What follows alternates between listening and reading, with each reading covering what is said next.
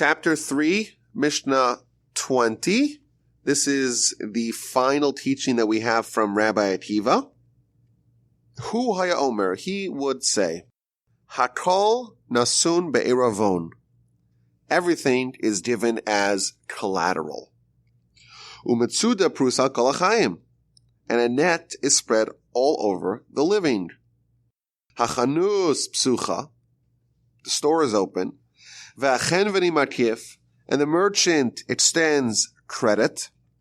V'apinkas pasuach. The ledger is open. V'hayat koseves. And the hand records.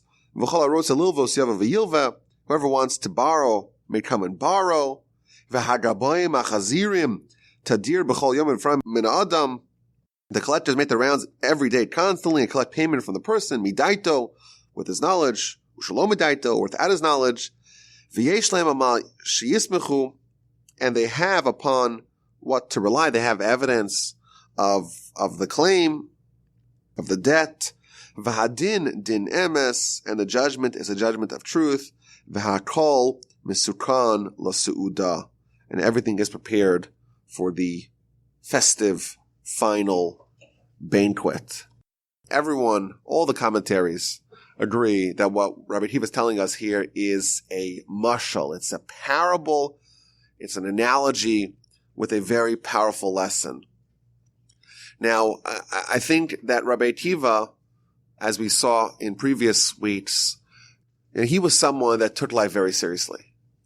He was someone that, with his own fortitude, made a shift in his life from being an ignoramus to become a Torah scholar, but not just any Torah scholar, becoming the absolute greatest Torah scholar of his era, and in effect, being the one to transmit Torah to the next generation at a very critical time in Jewish history. So he's a very serious person, and this is a very serious message. And I think it's not, I would say, inspirational in the traditional sense. It's not about making us feel good. It's about being serious, and it's about motivating us to act. And I think with that introduction, we can try to analyze what his message is. Because remember, in the previous Mishnah, he talked about how that when bad things happen to us, it's really good things. So that's a very powerful idea, but it's one that's somewhat hard to absorb. It's hard to be at peace with. And this is a very similar idea that's being conveyed over here. Again, something that's very useful, but a little bit difficult to swallow, even though we may know it's true. So what's the parable and what's the lesson? So he begins by saying everything is given as a collateral. A collateral is something when you owe someone something and they want to put a lien on your house because the bank lends you money to buy a house, and they have a lien, a collateral on your house. Means if you don't pay the debt, they have something of value to be able to use it to repay the debt. Everything that you have is a collateral in the hands of God. You, your money, your possessions, your body, your soul, your children, everything is owned by God, and you owe him something. He gave you something of tremendous value and you owe him, and he has collateral. Of course, what did he give you of tremendous value? He gave you life. He gave you free will. He gave you intellect. He gave you the ability to choose which half of yourself, your body or your soul, you're going to favor. There's no greater gift than that. Even the angels don't have that. The only things that have that is humans. And that's a tremendous gift. But it's not a gift that he gave us for free. It's not a gift that he gave us with no strings attached. It's a gift that he gave us, and he maintains a collateral. And what that is, in fact, telling you that everything you have is really a gift from God, but it's on loan from God, and he has the ability to demand it back, and he has collateral in his hand. And the Rabbeinu Yonah and all the commentators have their own, of course, their own language of how to present this idea. But he gives an analogy of a man who walks into a city and doesn't find any occupants in the city. And he starts walking into people's homes. And he finds a table, and on the table, it's a fully set table full of all kinds of food and drink and delicacies. So he starts eating and drinking. He's like, this is all mine. I acquired it. It belongs to me. I can do whatever I want with it. But he doesn't know that the true owners are watching him from a distance. The walls have ears. You're being surveilled. And you have to pay for what you ate. You're taking something, but you're going to have to pay it back as well. In life, we're taking from God. God's giving us life. He's given us the ability to choose. He's given a body, given us a soul, given us opportunities, and we don't have to pay it back unless we do what he wants with those gifts. There's an idea that my grandfather used to always share that comes from the great Rabbi Israel Salanter. He was one of the giants of the 19th century. And he based his idea upon the refrain that we say on Rosh Hashanah and Yom Kippur and the days in between those two festivals. We ask God to inscribe us in the book of life, Lema'ancha Elohim Chayim. Life that is for your sake, O God. That's what we want. We want it not just to be in the book of life, but what kind of life? The life for the sake of God. So what does that mean? So he explains that this world is like an expensive hotel. You go to a hotel, they take your credit card before you check in. For incidentals, whatever may come up. We don't know what's going to happen. Let's just, for incidentals. And then you may find that the mini fridge is stocked with alcohol. All kinds of incidentals. And you don't seem to pay up front. But we know that the hotel's got your credit card and you could see, it seems like everything's free, but actually the prices are very inflated. And therefore, we find that many of our great antecedents and predecessors would be very hesitant to enjoy life too much. Now, of course, it's important to note, this is not for us. We're simple people. We're trying to do what's right. But Jacob, what does Jacob want? When he prays to God, give me bread to eat and a garment to wear. Asking for the basic bare minimum. Why? Because he's worried. It's an expensive hotel. Prices are all inflated. I don't want to ask for too much.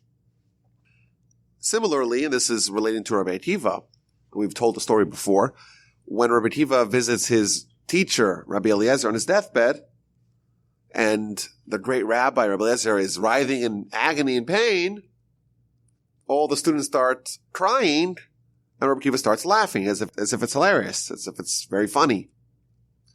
And they say to him, why are you laughing? And he says to them, well, why are you crying? Well, we see this great rabbi. He's a veritable Torah scroll, and he is in pain. How can we not mourn? How can we not cry?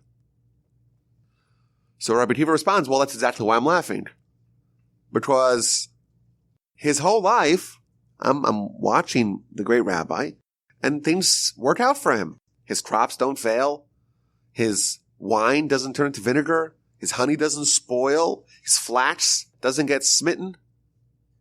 And I'm worried, did he maybe take too much from the hotel and he's going to have a lot to pay when he checks out?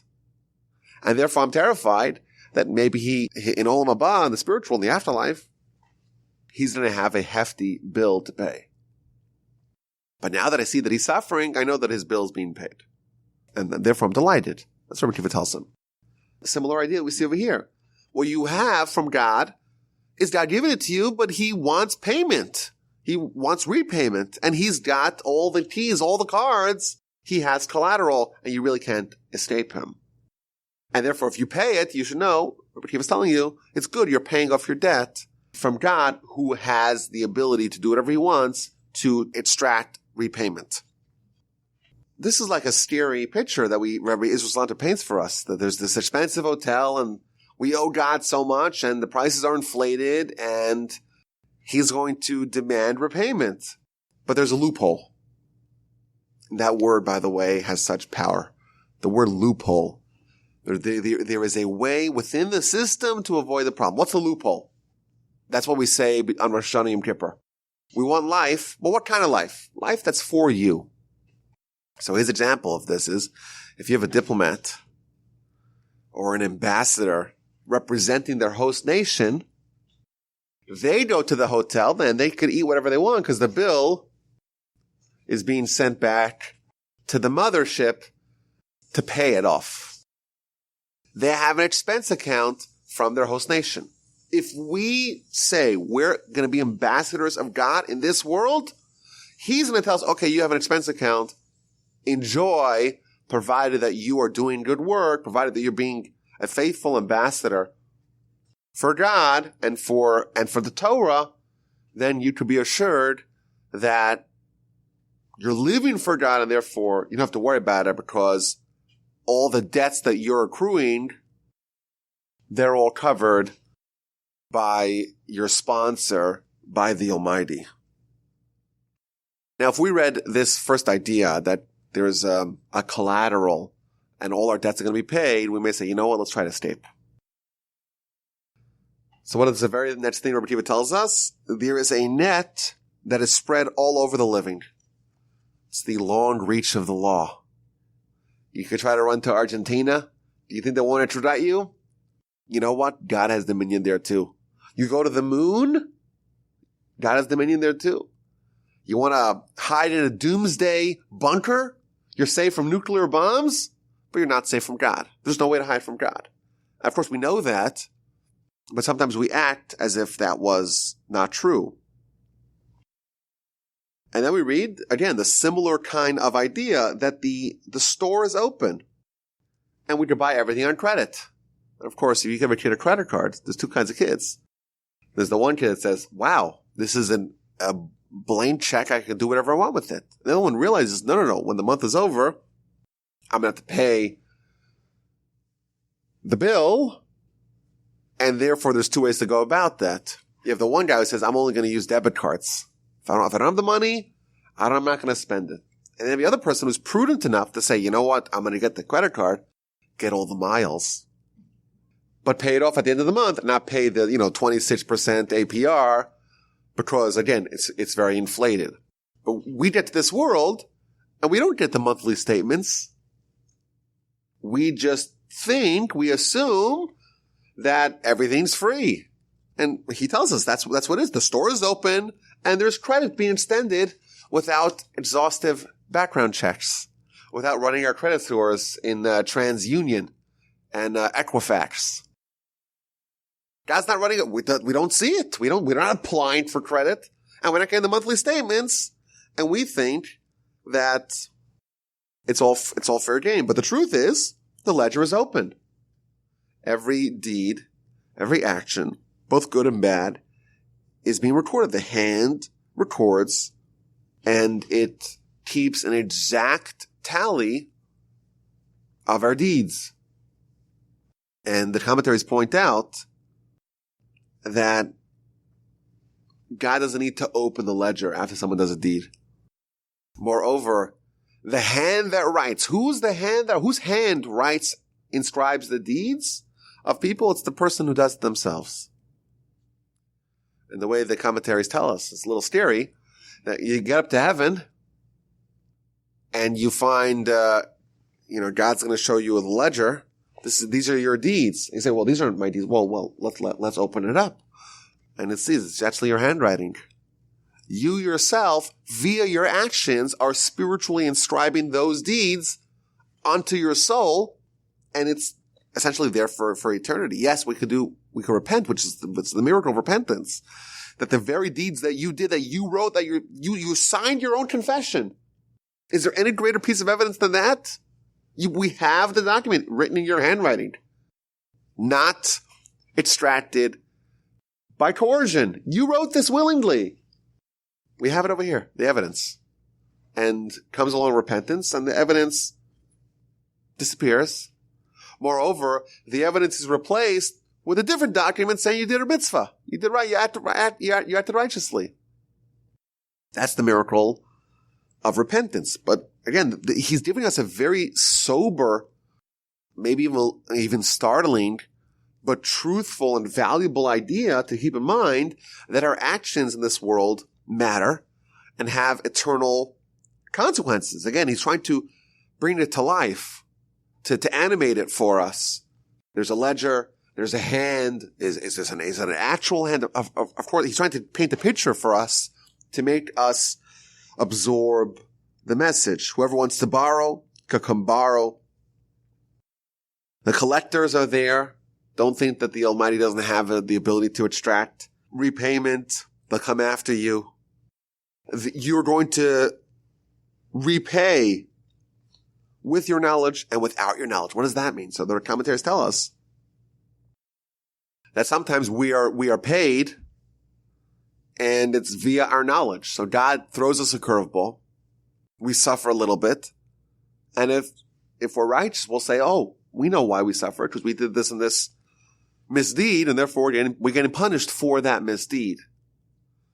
And that's when we are repaying with our own knowledge. It means we're aware of what's happening, and then we're going to fix the underlying problem. I had an example this past week. My son, one of my sons, he has a Segway, which is basically like a hoverboard on steroids. He finished studying a book of Mishnah. I told him, finish the book of Mishnah, I'm buying you a Segway. And these are not very inexpensive toys. And this is for a 10-year-old kid. So I decided, I think it's very important for him to face up this challenge and to do it. And he did it. And he's had it now for a year. And he takes it to school every day. And he around the whole neighborhood. And these things are terrifying. My father's like, give it to me. I got this. And he gets on and he fell off and he dislocated his shoulder. And then one of the other kids in the neighborhood is like, hey, I could ride it. And my kids just loan it out. And this is just a parent's nightmare. The kid falls off the Segway. He gets a concussion and then you feel terrible. So I told my kids, actually my other son, Yehoshua, this is the old son is Akiva. He got one for me. My second son, Yehoshua, he was in a contest where who studies the most Mishnayos, and then you get a raffle ticket, and then he happened to have won his own Segway. So there's 2 Segways in our house. And both of them are scooting around the neighborhood with their Segways, and they take it to school, and that's their mode of transportation. And they do it like flawlessly, effortlessly. It's like as easy as walking for them. Probably easier. So I told my boys, I said, okay, from now on, unless someone's mother, or your friends, unless their mother sends a written documentation that she's okay with them borrowing the Segway, you cannot lend it to your friends. I don't need to deal with this. Right? I don't need to deal with this problem of kids borrowing the Segway and then hurting themselves because they're not experienced. I actually went on the Segway once and I embarrassed myself pretty badly. I could ride it, but I tried to go up my kids they go up stairs and they go up bumps, they go up curves. They could do it all. I tried to go up a bump and in pretty dramatic fashion fell off of it, hurt my back, and my back still sometimes hurts from it. So I'm too embarrassed to tell anyone about it, so I have to suffer myself. But of course you all, I could tell. Anyhow, so my son, he's riding a Segway and he falls off and he hurts his knee. And these things go 10, 12 miles an hour, and he falls on the asphalt, so his knee's all bleeding, and now he has this terrible, horrible scab. But he tells my wife, he says, I know exactly why I fell off. I know why. Because when I got home previously, I took off my tzitzis. And there's all kinds of sources in Jewish literature that when someone wears tzitzis, it's a protection. It's like a bulletproof vest. And my son tells my wife, I know why I fell off. I fell off because I took off my tzitzis. I know that. That's what he tells her. And then he repeats it to me. This is a powerful thing. This is an 11-year-old kid who gets it. He gets it. So is it true or not? I think it probably is true. Because again, if he comes up with it on his own, it's probably true. But it's a very powerful lesson. This is what's being described here in the Mishnah, that sometimes people are going to be paid, so to speak, and they'll know it. They're collecting payment with his knowledge, and that means that the payment itself will prevent the future mishap to lead to the next payment. If you have to pay the bill, you have to pay the fine, you're quite likely to take preventative steps to not do the same mistake again, not have to pay the fine a second time. But unfortunately, we have people that are forced to pay the fine and they don't connect the dots. They don't take the message home. They don't learn the lesson. Which is why Rabbi Akiva is giving us a very valuable insight to tell us to recognize this format, this architecture, this framework, and giving us this valuable lesson to make sure that we do take the lesson home and we do take steps to, when we have to pay, we realize why we're paying and therefore we correct it. I think there's also an element of comfort in this idea to know that we matter. Our life matters. Our actions matter. Like there's an eternal ledger of our life. We're not living on, some sort of island just to be forgotten into oblivion. I think that's the flip side of this idea. Of course, it's a terrifying idea to think about the fact that there's this big brother, so to speak, that's monitoring everything and surveilling everything, and every slight deed is accounted for and has to be recompensed, has to be punished if it's a sin, has to be cleansed if it's a sin, has to be rewarded if it's a mitzvah. On one hand, it could feel very stifling, or we could feel smothered a little bit. We have no freedom, so to speak. And he does say that. There is a net that is spread out everywhere. There's no way to hide. But on the other hand, I think there's also a very positive takeaway from this idea, and that is that even our good deeds don't just vanish into nothingness. They're all very valuable. And I want to add another point. We just read Parshas Naso, the longest parsha in the Torah. And there's a fascinating chapter dedicated to the gifts of the Nesiim, to the gifts of the heads of the tribes. Each one of the heads of the tribes brought an identical gift in the 12 days following the inauguration of the tabernacle. A silver basin, a gold ladle, various sacrifices, and it lists them. It's like each one of them is like, 7 or 8 verses. It lists the gift of each one of the tribes day by day. The first day was this tribe and this leader of the tribe, and this is what he brought. And then repeats the identical formulation for the subsequent 11 heads of the tribes. And all the commentators ask, is there a simple way to say this? This was the gift, and it was brought by 12 heads of tribes in 12 successive days. Why do you have to repeat the exact nature of the gift, of the donation, 12 times? So one of the answers is that these same Nesim, these same leaders of the tribes, they were criticized for not making a donation when the tabernacle was being financed. Moshe makes this call to fundraise. Okay, we need all these materials. We need gold, silver, copper, various kinds of wool, various kinds of wood. He's making the fundraising call, and the Nesim say, we're not going to give now. We'll wait till everyone else gives, and then we'll give whatever's left over. And the Torah criticizes them by deducting a letter from their name. It says Nesim, and it deducts a letter from their name. When the Torah gives you an incomplete name, it spells your name, so to speak, incorrectly. By reducing a letter, it's harsh criticism of the Torah. So the commentaries pointed out that when the Nesim, the princes, the leaders of the tribes, when they make a mistake and they do something wrong, they're criticized by having one letter taken off their collective name. 12 people, one letter is taken away from all 12 people. They're called the princes, but almost as if there's no I. P-R-N-C-E-S. That's how it would be spelled in the Torah.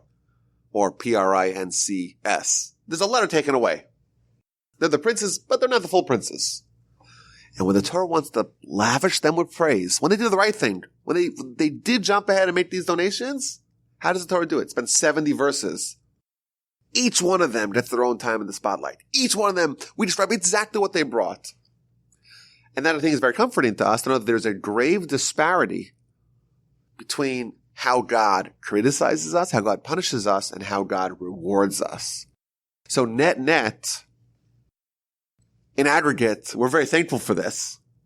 Because yes, it's a little bit scary to think about all the things that we did wrong and all the debts that we have to pay and how much did we squander the tremendous gifts that God gave us and nothing is lost and everything is written in the ledger and there's no way to hide, that's terrifying. But on the flip side, think about the positive takeaway. Every single good thing that we do, that is amplified 100 times. The Talmud says actually 500 times.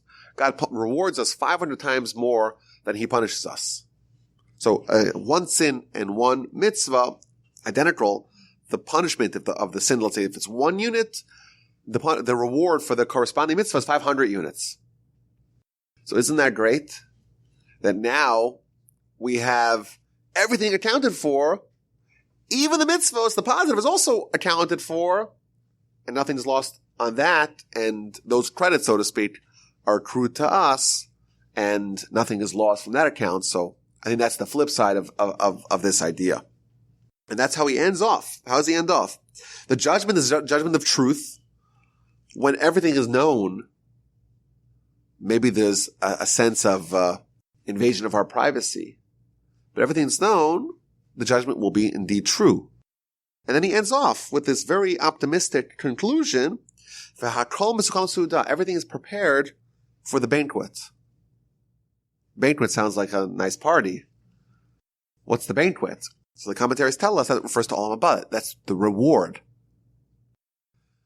So the same reality that every action is accounted for and punished, and there's the collectors, and there's nowhere to hide, and there's a net spread. That same reality contributes to the fact that the afterlife, the reward, the Olam Haba, everything's prepared for it because of that same preceding reality that God keeps track of everything. The hand is writing down every deed, and therefore all of that also facilitates our reward in Olam Haba. And Rashi does us all a favor by telling us that even the wicked have something to hope for in Olam Haba because of this system.